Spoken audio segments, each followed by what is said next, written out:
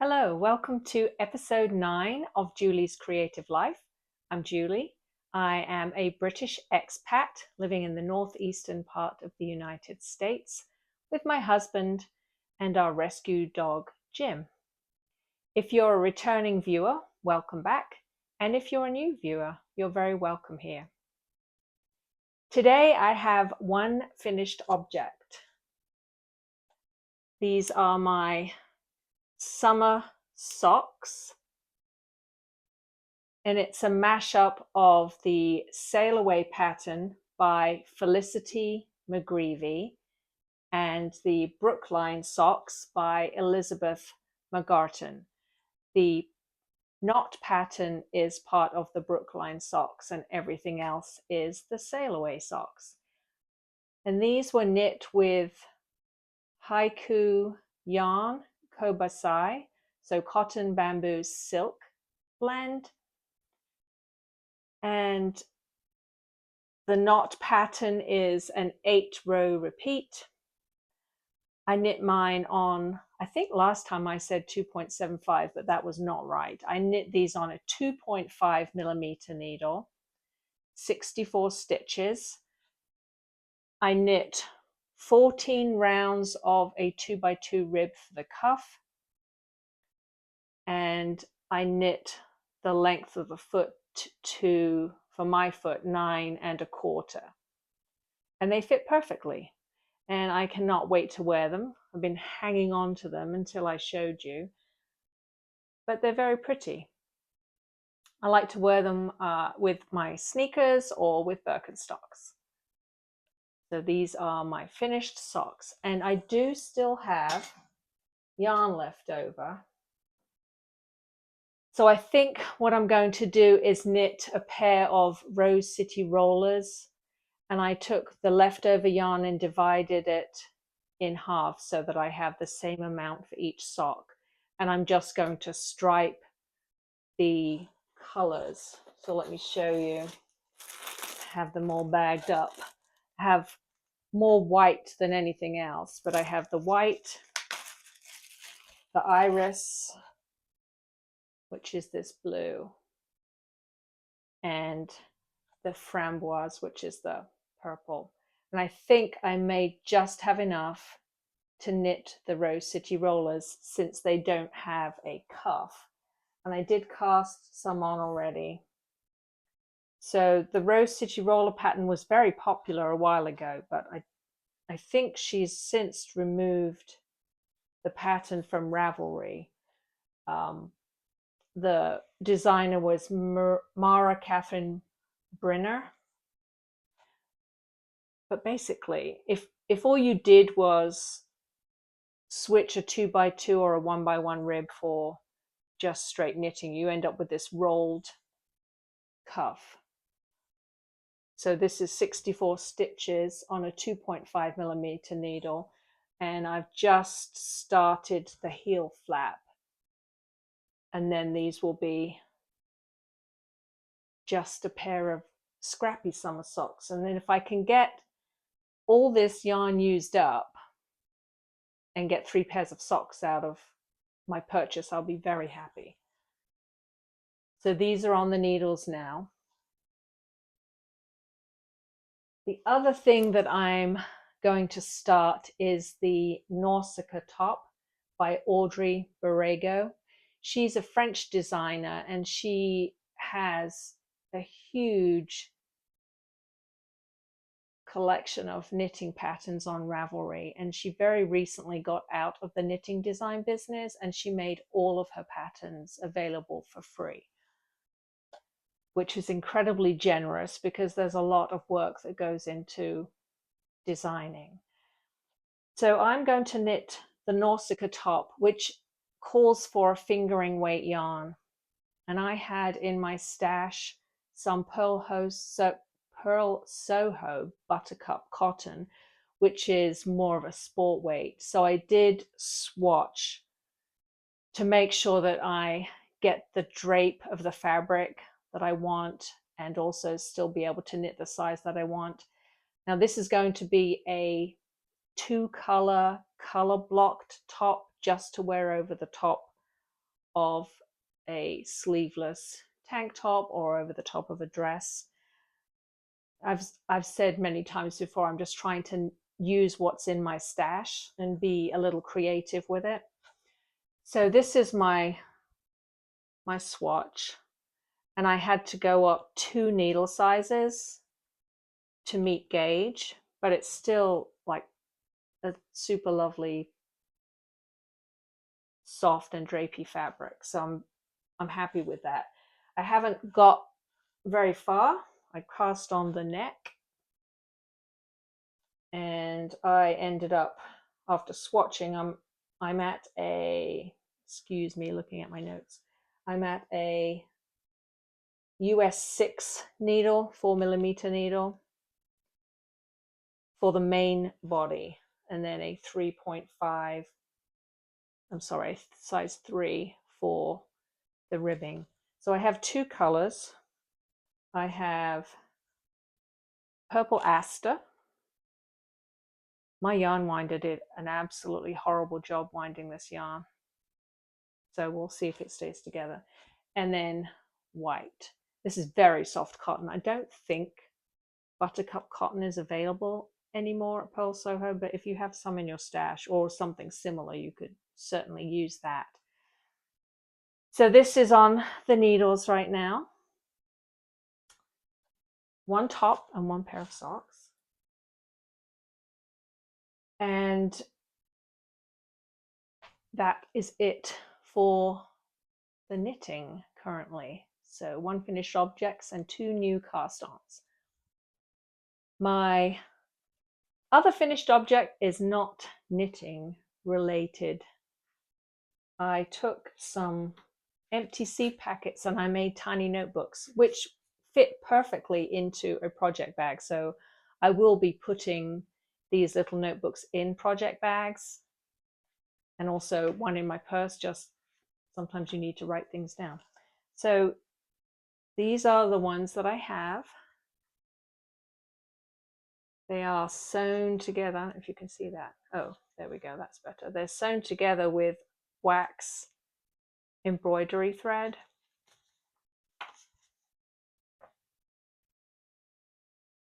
They're just teeny tiny, but I thought they were super cute.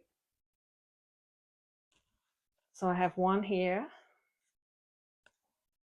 and another one and a third one. If you made these, they would be super fun to, if you have small kids, to put in a car travel kit so that they can color or draw. I mean, they're really tiny compared to the size of my hand and quick to make. So I did include a tutorial in this episode on how to make these. It's really not rocket science. They are very simple to make. So let me know if you give that a go. And without further ado, let's get on with the rest of the episode. So a tutorial on how to make these, a little bit of bread making, as usual, a gym clip, and also what's blooming right now. And then I will see you at the end. Enjoy the episode. Today we're going to make tiny notebooks from old seed packets. They're perfect to put in your purse to take along with you when you're out and about, or to put in knitting or crochet project bags. So follow along with me as we make this project.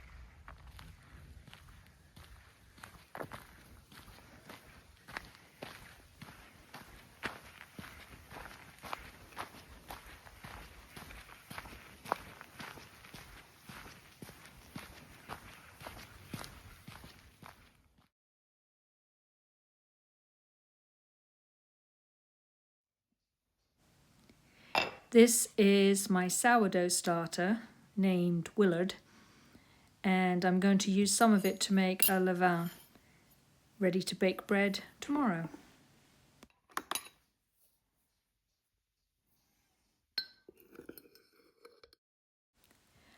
I use about 55 grams of the sourdough starter, which doesn't seem like much, but this particular bread recipe uses yeast as well. And the sourdough starter is really there just to give a slight tang to the sourdough starter loaf.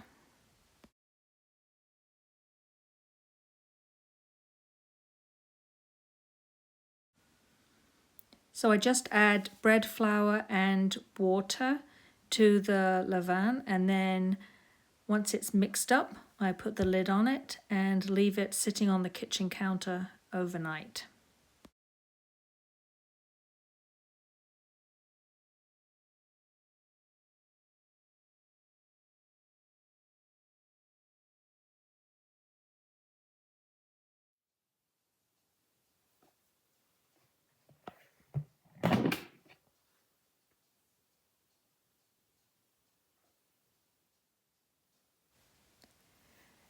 This particular recipe makes 2 loaves of bread, so one for eating and one for the freezer. It is not the healthiest bread because it does contain sugar and butter, but it's delicious and fluffy and makes wonderful toast and great grilled cheese.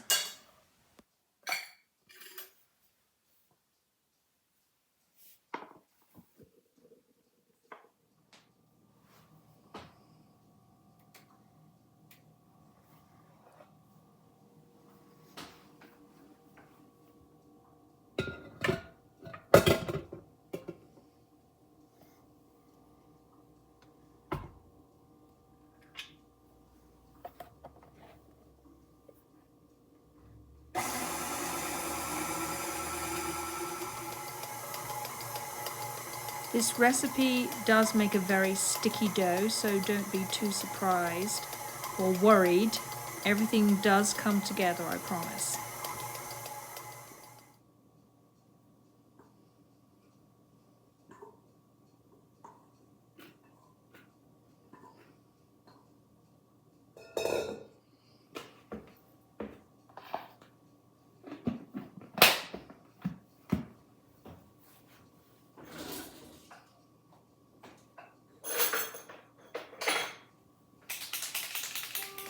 I use a chalk pen to mark the outside of my container so that I can track the progress as the dough proves.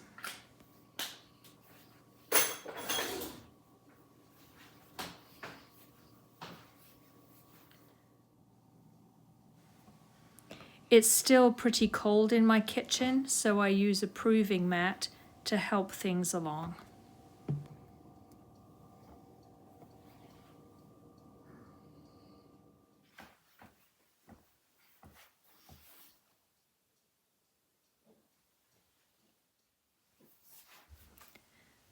I put some cling film over my scale just to make it easier to clean up. And then I tackle the beast that is my dough ball, weigh it, and then I can divide my dough into 2 reasonably equal halves, ready to bake.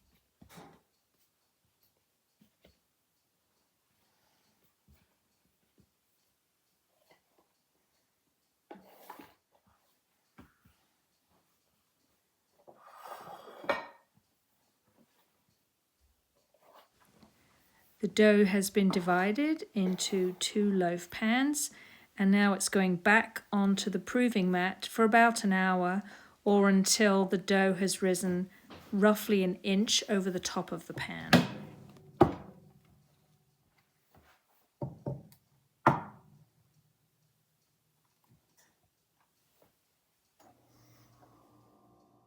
And there you have it, 2 beautiful sandwich loaves.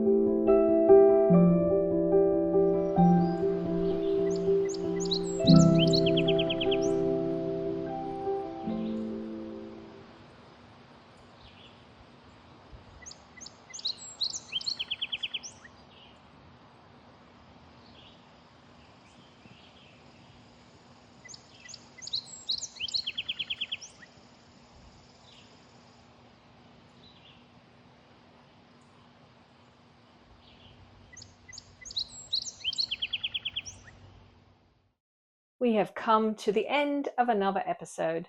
I hope you enjoyed it. Last time I talked a little bit about something big that was coming up, and I thought I would share that with you now. So my husband and I have been looking for a new house for a while, and we have found one, and we close in just a few days. We're moving just a tiny bit further south. We'll still be in the same New England state that we are currently in, but the house that we're purchasing works a lot better for our family, and there's a little bit more land. I'm very excited about it. So as we are packing and trying to sell this house, the content may be a little thin on the crafting side. We shall see. I am still planning on trying to release an episode in 2 weeks' time. It may just be a hodgepodge of what's happening during the move and maybe a little bit of footage of the new area we're moving to. So it's busy, a little bit stressful, but I am looking forward to this new chapter. And once everything is settled down, then I can get back fully to my crafting. So anyway, that's the big news. And until the next time, I hope you enjoy your knitting and crafting, and I will see you very soon. Bye.